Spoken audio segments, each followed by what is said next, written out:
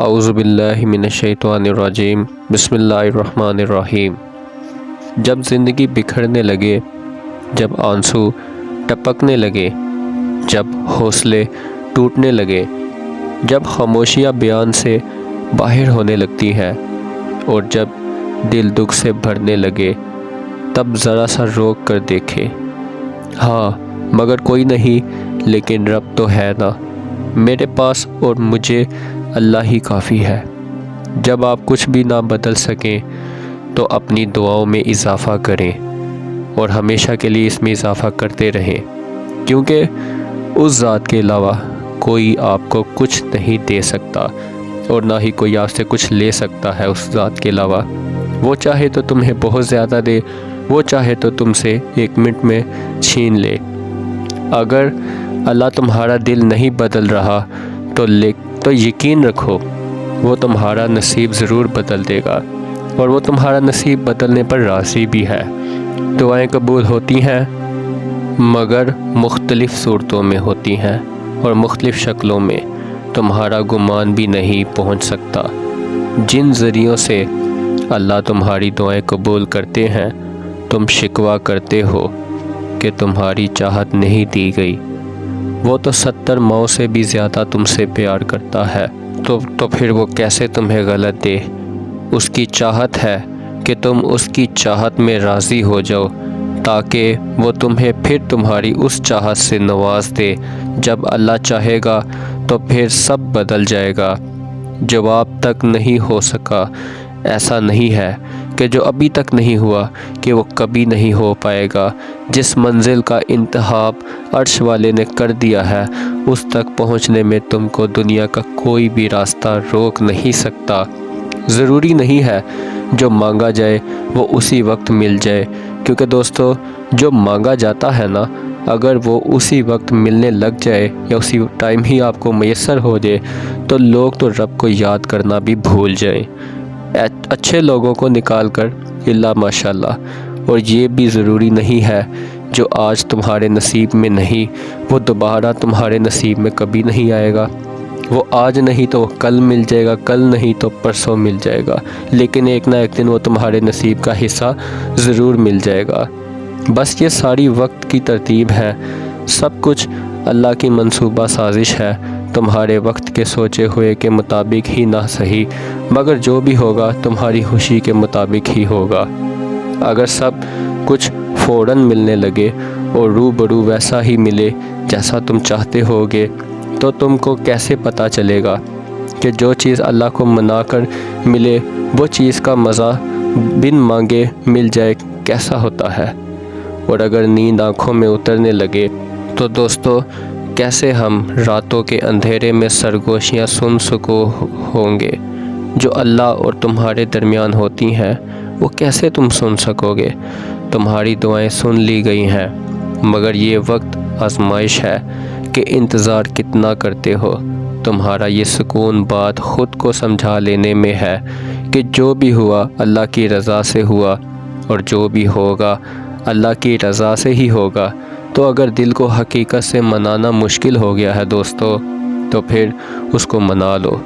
جو حقیقت اگل سکتا ہے اور اس کو منانے کی ایک تدبیر ہے، دعا، صبر، یقین اور انتظار۔ ہر چیز کو کسی نہ کسی مقصد کے تحت تم سے وابستہ یا پھر دور کیا جاتا ہے، کسی وجہ سے کیا جاتا ہے دور، اور وہ مقصد پھر تم کبھی نہیں جان سکتے۔ بس تم کو اتنا یقین رکھنا ہے کہ وہ مقصد خدا ہوتا ہے، اور جو وہ جانتا ہے تم کبھی نہیں جان سکتے۔ بس یقین رکھو وہ موضوع کا بادشاہ ہے جس کے پاس تمہارا نصیب ہے، اور اس سے بہترین کوئی مصنف نہیں ہے۔ وہ کہانی کا رخ جہاں سے چاہے جب چاہے موڑ بھی دیتا ہے۔ وہ نصیب کا ہر لفظ بدل سکتا ہے اور زندگی کا ہر پہلو تمہاری چاہت کے مطابق بنا سکتا ہے۔ بس تم اس کی مان لو، وہ تمہاری مان جائے گا۔ اللہ کے سامنے بہایا گیا ہر آنسو عبادت ہی تو ہوتا ہے۔ اللہ کو تمہارے ہر آنسو سے محبت ہے، پھر وہ آنسو صبر کرتے بہایا گیا ہو یا پھر مایوسی میں بہایا گیا ہو، کیونکہ اللہ تو ہر آنسو کے پیچھے چھپی کہانی کو جانتا ہے، اور اللہ کو یہی کافی ہے کہ تم نے پھر بھی اسی سے ہی مانگا ہے، بس پھر اللہ خوش ہوتا ہے اور وہ عطا کر دیتا ہے۔ تڑپتے ہوئے دل کے لیے معجزے کر دیتا ہے وہ، اور ساری ناراضگیاں اپنے کن پہ ختم کر دیتا ہے۔ تمہارا کام بس یقین رکھنا ہے، ممکن سے لے کر ناممکن تک، حاصل سے لے کر لا حاصل تک، روشنی اور معجزے تم میں چھپے ہوتے ہیں اور انہیں تم نے خود ہی ڈھونڈنا ہوتا ہے۔ اپنی ہمت کو کبھی ٹوٹنے نہ دیں، بس اللہ سے مانگتے رہیں، اللہ سے جڑے رہیں، دعائیں کرتے رہا کرو۔ وہ جانتا ہے تمہارا دل ٹوٹ گیا ہے، وہ جانتا ہے بے شمار ذروں میں تم بکھرے ہوئے ہو۔ وقت تو بہت مشکل ہے، لیکن تم کو صبر کرنا ہوگا۔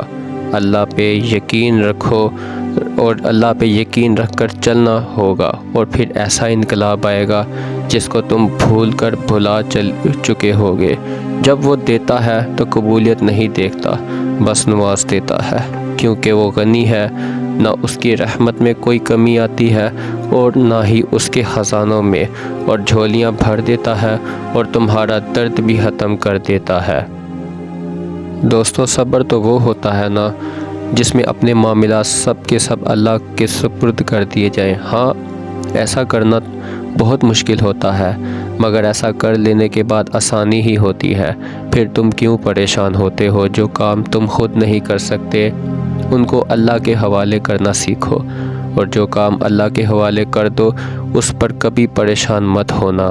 ہاں، دعا ضرور مانگتے رہا کرو، مگر نصیب سے مت لڑو، نعمتوں کو مت ٹھکراؤ، دعاؤں کی بے ادبی مت کرو یہ کہہ کر کہ دعائیں اب قبول نہیں ہوں گی۔ جو کہتا ہے دعائیں قبول نہیں ہوتی، یہ دعا کی سب سے بڑی بے ادبی ہے، کیونکہ دعائیں کبھی رد نہیں ہوتی۔ وہ تو اتنا رحم ہے، اتنا رحیم کریم ہے کہ دعائیں کبھی مسلمان کی کیا، وہ تو کافر کی بھی بات سنتا ہے۔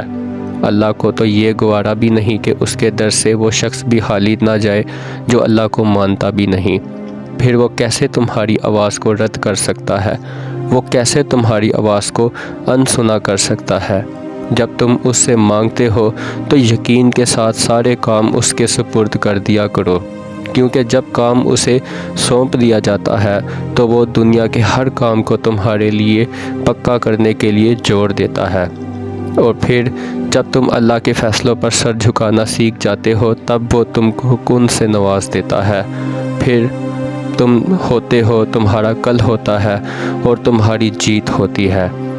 بس نصیب انسان کے لیے ہی ہوتا ہے، اور بد نصیب انسان دعا کے پورے ہونے یا کسی چیز کے نہ ملنے سے نہیں ہوتا، بلکہ بد نصیب وہ ہے جس کو اللہ آنکھ سے نوازتا تو ہے مگر بینائی چھین لیتا ہے۔ اور جانتے ہو کس چیز کی بینائی؟ اللہ کو دیکھنے کی بینائی۔ کچھ لوگوں کو وہ زبان تو دیتا ہے مگر اپنے منہ سے اچھے الفاظ نہیں نکالتے۔ کچھ لوگوں کا وجود اس کانٹے کے مانچ ہوتا ہے جو پھول کے ساتھ رہ کر بھی ہمیشہ چبھتا رہتا ہے۔ ایسے ہی کچھ لوگوں کو دل تو دیتا ہے مگر احساس چھین لیتا ہے، اور پھر وہ پتھر بن جاتے ہیں، ان کو پھر بھی اپنا آپ دکھائی نہیں دیتا، اور دوسروں کے جذبات احساسات کو بھی خاطر میں نہیں لاتے۔ اللہ ایسے لوگوں کو ہر چیز سے نوازتا ہے مگر پھر بھی وہ سب حاصل کر کے حالی رہتے ہیں اور ساری زندگی دوسروں کے عیب دیکھتے رہتے ہیں، اپنے عیب چھپاتے چھپاتے دوسروں کے عیب پر پردہ ہٹاتے رہتے ہیں۔ واقعی کچھ لوگ بہت بد نصیب ہوتے ہیں، تم کو تم سے بھی دور کر دیتے ہیں۔ جو تمہارا اللہ سے مختصر سا فاصلہ ہے نصیب ہرا دیتا ہے تو دعاؤں میں بھی شدید آ جاتی ہے۔ شاید اس لیے محبت اللہ تک پہنچنے کا آخری راستہ ہے۔ چند لفظوں سے ہی ہو گئے ہو عاشق بار، ابھی تو زندگی کی کتاب کا یہ پہلا صفحہ ہے۔ مجھے راس نہیں آتی لہجو بیزار، پیا میرا تو گھر میں سب سے الگ کمرہ ہے۔ آپ کو بھولنے پر بات تو ہوئی ہے اللہ سے، مگر آپ کے واپس لوٹ آنے کا بھی خدشہ ہے۔ خود ہی دکھاتے ہیں دل، پھر کہتے ہیں کھانے سے کیسی ناراضگی۔ دیکھیے، جانے دیجیے، ابھی یہ میرا پہلا لقمہ ہے، کیوں سمجھا رہے ہو اسے احساس کا مطلب جو تمہارے تڑپنے پہ ہنستا ہے؟ ایک بار پڑھ لیا تو انکار بھی کفر ہے۔ وحدانیت پر قائم محبت کا کلمہ ہے، شامل وہ بھی ہے ہر جرم میں برابر۔ نہ میں پارسا ہوں نہ وہ فرشتہ ہے، بن ملاقات کے سکون نہیں آئے گا۔ پھر اللہ سے ملنے کا سودا تو بہت دھومتا ہے، شراک تو بہت دور کا قصہ ہے، بسنے کو تو ہر کوئی بستا ہے۔ ساری بات دل کی ہے، جب دل حقیقت تسلیم کرنے پر آمادہ ہو جاتا ہے تو سکون مل جاتا ہے، اور جب یہ دل حقیقت جان لینے کے بعد بھی انکار کرتا ہے تو پھر بس ہرچ نہ رہتا ہے۔ محبت کرنے والے کبھی چھوڑ کر نہیں جاتے، اور جو چھوڑ جاتے ہیں وہ کبھی لوٹ کر نہیں آتے۔ بس یہ دو ایسی حقیقت ہیں جن کو دلائل کی ضرورت نہیں ہوتی۔ پہلی ان کی حقیقت تو انسان مسکرا کر مان جاتا ہے، لیکن دوسری حقیقت پر وہ دلائل مانگنے لگ جاتا ہے، کیونکہ دل راضی نہیں ہوتا، اور وہ جانتا ہے جاننے والا اب واپسی نہیں آئے گا، مگر پھر بھی کہیں نہ کہیں وہ خود کو تسلی دیتا رہتا ہے کہ وہ لوٹ کر ضرور آئے گا۔ اور یہ نارمل بات ہے، بالکل سی نارمل بات ہے، کیونکہ یہ انسانی فطرت ہے۔ تبھی تو پھر تم ہمیشہ تکلیف میں رہتے ہو۔ جس کو تمہاری پرواہ نہیں وہ کیوں لوٹ کر آئے گا، اور اگر لوٹ کر آنا بھی ہوتا تو وہ پھر جاتا ہی کیوں؟ زندگی کبھی بھی کسی کے لیے آسان نہیں ہوتی۔ اللہ پر توکل کا مطلب یہ نہیں زندگی میں مشکلات نہیں آئیں گی، بہتری پر چلنے کا مطلب تو یہ ہوتا ہے اب دکھ نہیں آئیں گے۔ جزاک اللہ۔